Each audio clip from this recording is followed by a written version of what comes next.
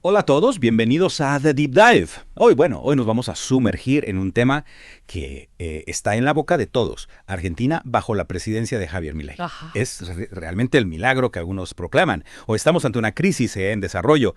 Para esta inversión profunda vamos a analizar un extracto de un documento que nos llegó, titulado Efectos del Cambio Climático.pdf. Interesante. Y déjenme decirles, este documento no se anda con vueltas. Pinta un panorama bastante complicado del primer año de gobierno de Milei. Tenés razón, el documento es bastante crítico, pero lo interesante es que, a pesar de hablar de cambio climático, termina haciendo un análisis bastante profundo de la economía bajo el gobierno de Milei. Exacto, ahí es donde se pone interesante. Arranca hablando del famoso ajuste de Milei Ujú. y lo que llama sus consecuencias devastadoras. Mm. Habla de una reducción del 4% del PBI, desplome del consumo, pérdida de empleos, cierres de empresas. ¿Te acordás de la promesa de Milei de que iba a llover trabajo? Sí, y el documento argumenta que este 4% de caída en el PBI es la más fuerte en décadas y que está directamente relacionada con las políticas de Milei. Lo que me parece crucial es que pone el foco en el costo humano de estas medidas. Describe un aumento dramático de la pobreza, con millones de argentinos que no pueden cubrir sus necesidades básicas. Y no solo eso, también menciona cómo se dispararon los costos de servicios esenciales. Agua, gas, electricidad, transporte, telefonía. ¿Te imaginas tener que elegir entre darle de comer a tu familia o pagar la luz? Es una realidad para muchos argentinos hoy en día. Y el documento no se queda ahí. Habla del desmantelamiento de los servicios públicos, recortes en salud y educación, describe hospitales públicos desbordados, escuelas sin recursos básicos. Y todo esto bajo la bandera del anarcocapitalismo, ¿no? Milei siempre defendiendo su idea de que donde hay una necesidad hay un mercado. ¿Qué pensás de esa frase en este contexto? Bueno, el documento la desarma completamente. Argumenta que las políticas de Milei en la práctica solo han beneficiado a los ricos, mientras que los pobres son cada vez más numerosos y más pobres. Acá hay una contradicción importante entre el discurso y la realidad. Sí, el documento habla de una concentración de la riqueza en pocas manos, mientras que la mayoría de la gente se ve cada vez más afectada por la pobreza y la falta de oportunidades. ¿Es esto realmente el milagro que Milei prometió? Me parece que el documento nos invita a hacernos esa pregunta. Nos impulsa a mirar más allá de los eslogans y las estadísticas, a ver el impacto real de estas políticas en la vida de la gente. Y hay otro punto que me llamó la atención. El documento usa la frase lógica bolichera para criticar la manera en que el gobierno está manejando la ciencia, el arte y la cultura. ¿Qué se entiende por lógica bolichera? Es una expresión que se usa para criticar una visión cortoplacista que busca ganancias inmediatas sin pensar en las consecuencias a largo plazo. En este caso, se refiere a la idea de que la cultura y el conocimiento solo tienen valor si generan ganancias inmediatas. Es como la lógica de un boliche, que solo le importa la ganancia de esta noche, sin pensar en el futuro. ¿Y cómo se ve esta lógica reflejada en las políticas de Milei? Bueno, por ejemplo, el documento habla de recortes drásticos en el presupuesto para ciencia y tecnología, así como en el apoyo a artistas y proyectos culturales. Se está priorizando lo que genera ganancias rápidas por encima de la inversión en el futuro del país. Y eso nos lleva a la famosa batalla cultural de la que tanto hablan los libertarios.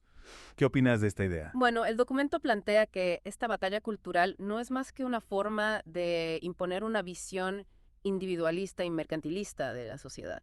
Es decir, se busca reducir todo a una cuestión de oferta y demanda, el de ganar o perder en el mercado. Y en esta visión, las cosas como la solidaridad, la justicia social, el bien común pierden importancia. Exactamente. Y esto a largo plazo puede tener consecuencias muy negativas para la cohesión social y el desarrollo del país. Claro, porque una sociedad no puede funcionar solo en base a la competencia individual. Necesita valores compartidos, sentido de comunidad. Y este documento nos alerta sobre el riesgo de perder eso. Es un llamado a la reflexión. Nos invita a pensar en qué tipo de sociedad queremos construir, qué valores queremos priorizar. Muy interesante. Y ahora me gustaría abordar otro tema clave que el documento analiza, la inflación. Ajá. Milei ha hecho de la lucha contra la inflación una de sus banderas, ¿verdad? Sí, de hecho ha utilizado la aparente baja de la inflación para justificar sus políticas. Pero el documento nos presenta una visión bastante diferente. ¿A qué te referís? Bueno, en primer lugar, el documento cuestiona la forma en que se está midiendo la inflación. Argumenta que la baja que se observa en los índices oficiales se debe, en gran medida, a la brutal caída del consumo. Es decir, la gente compra menos porque no tiene dinero. No porque los precios hayan bajado realmente. Exactamente. Y esto genera una falsa sensación de control de la inflación. De hecho, el documento advierte que una vez que la economía empiece a recuperarse, la inflación podría volver con más fuerza. ¿Y cómo se compara la inflación argentina con la de otros países de la región? El documento hace una comparación con Uruguay, Brasil y Chile y muestra que la inflación en Argentina sigue siendo mucho más alta. Esto pone en duda la efectividad de las políticas de Milei para controlar la inflación. Y además, el documento cuestiona la idea de que la inflación sea simplemente un problema de emisión monetaria, como Milei suele afirmar. Sí, argumenta que la inflación es un síntoma de un problema más profundo, la puja distributiva.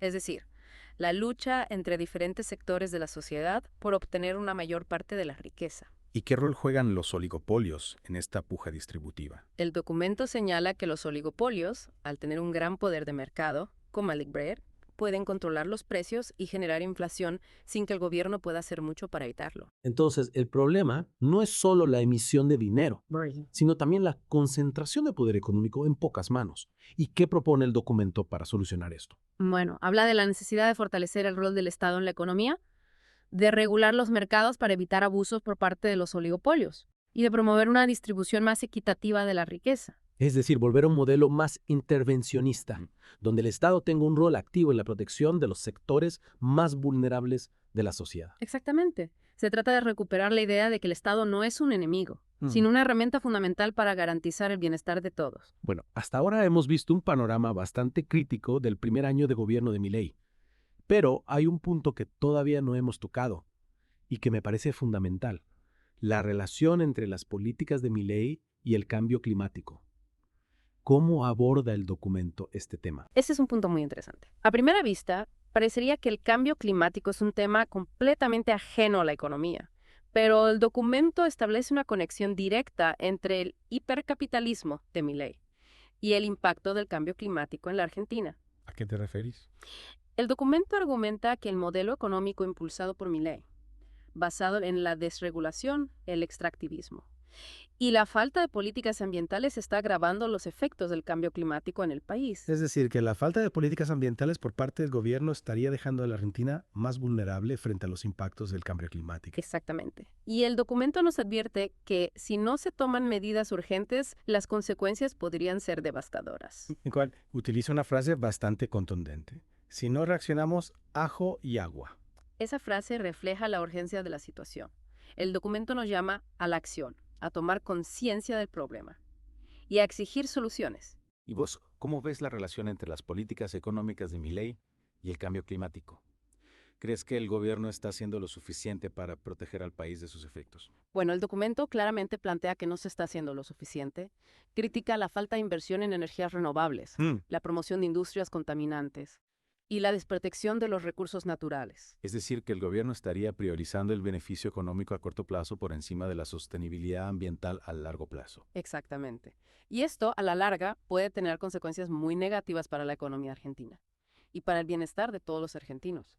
Bueno, creo que con esto hemos cubierto bastante terreno en esta primera parte de nuestro deep dive. Hemos visto cómo el documento pinta un panorama bastante complejo del primer año de gobierno de Milei.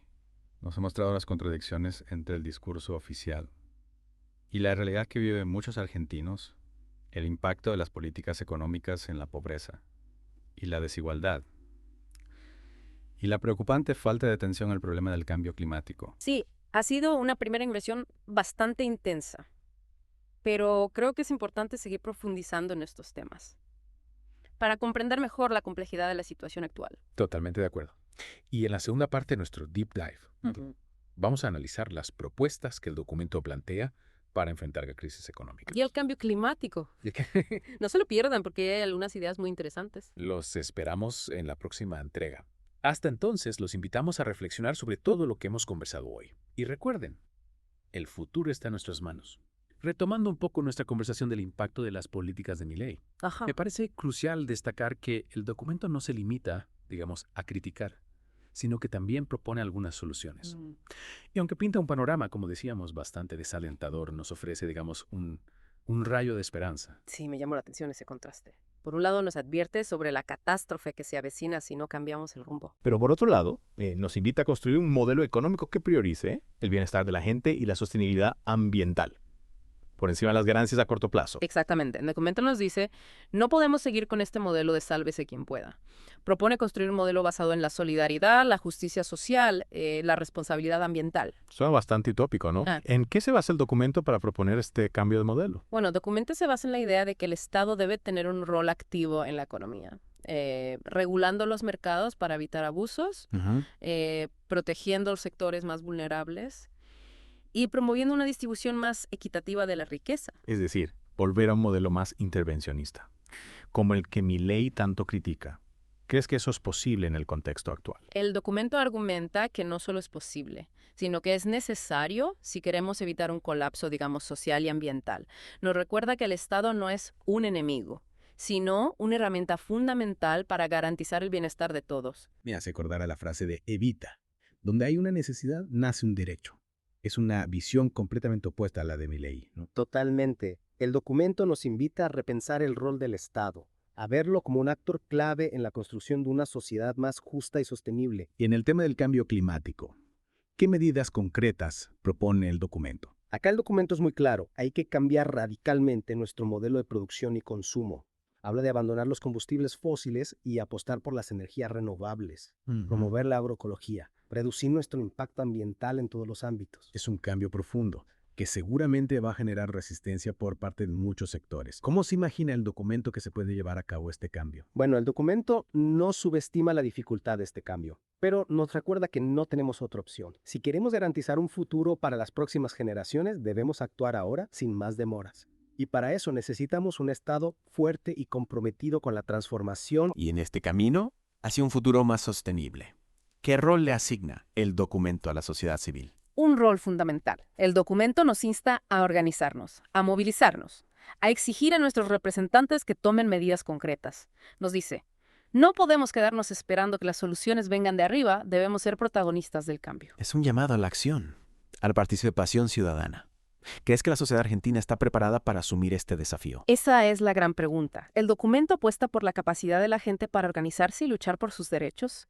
Nos recuerda que a lo largo de la historia los grandes cambios sociales se han logrado gracias a la movilización popular. Es cierto, la historia nos ha demostrado que la unión hace la fuerza, pero también hemos visto cómo los movimientos populares pueden ser cooptados o reprimidos por el poder.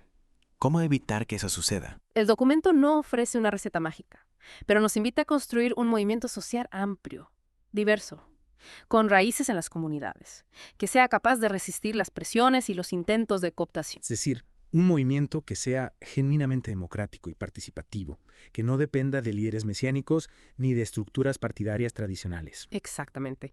Un movimiento que sea capaz de articular las demandas de los distintos sectores sociales y de construir una agenda común para la transformación.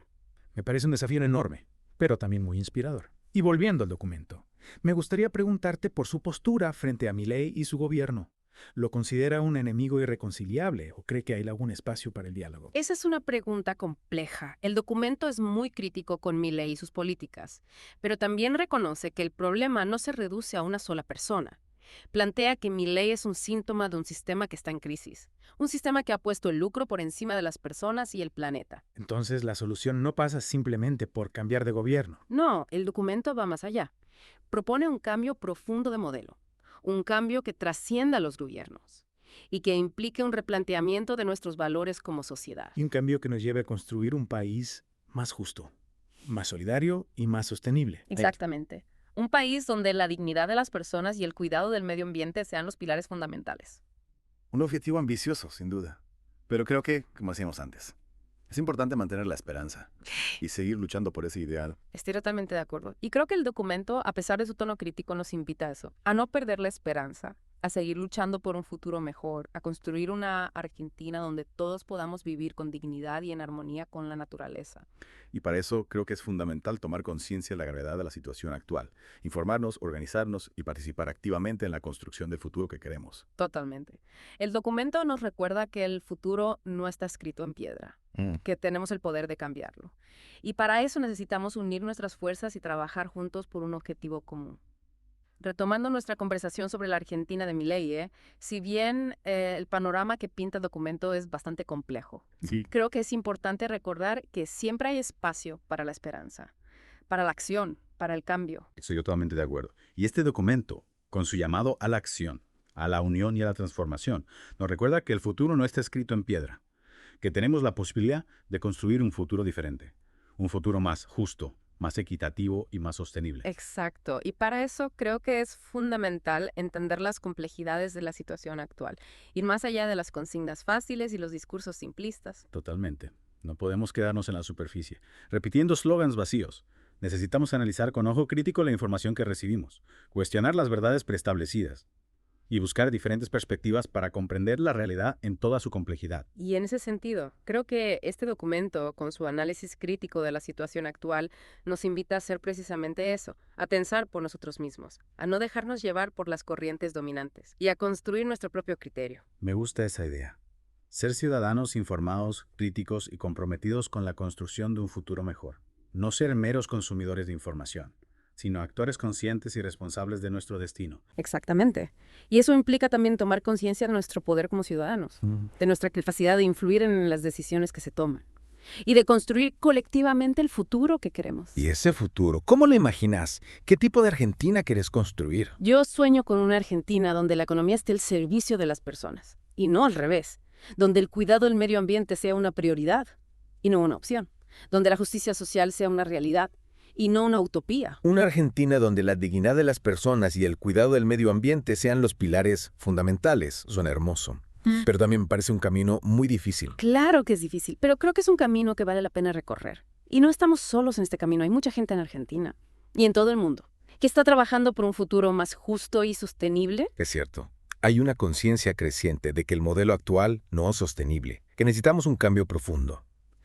Y esa conciencia, creo yo, es la semilla de la esperanza. Totalmente de acuerdo. La esperanza no es una cosa pasiva, es una fuerza activa que nos impulsa a actuar, a luchar por lo que creemos, a construir un futuro mejor. Y este documento, con su llamado a la acción, nos recuerda que la esperanza está viva, que el futuro está en nuestras manos. Bueno, creo que con esto hemos llegado al final de nuestro Deep Dive. Espero que este análisis les haya resultado útil para comprender mejor la complejidad de la situación actual y para reflexionar sobre el futuro que queremos construir. Y recuerden, la información es poder. Cuanto más informados estemos, más preparados estaremos para enfrentar los desafíos que se nos presentan y para construir el futuro que queremos. Gracias por escuchar Geopolítica, un podcast de Enrique Aureli. No olvides apoyar nuestro trabajo. Hasta la próxima.